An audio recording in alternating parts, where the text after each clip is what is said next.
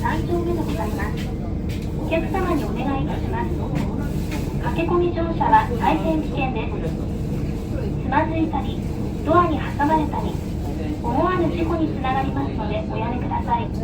都営バスでは輸送の安全性向上のため、終点停留所においてお捕まりください。発車します。お客様のご理解とご協力をお願いいたします。次は高田馬場三丁目でございます。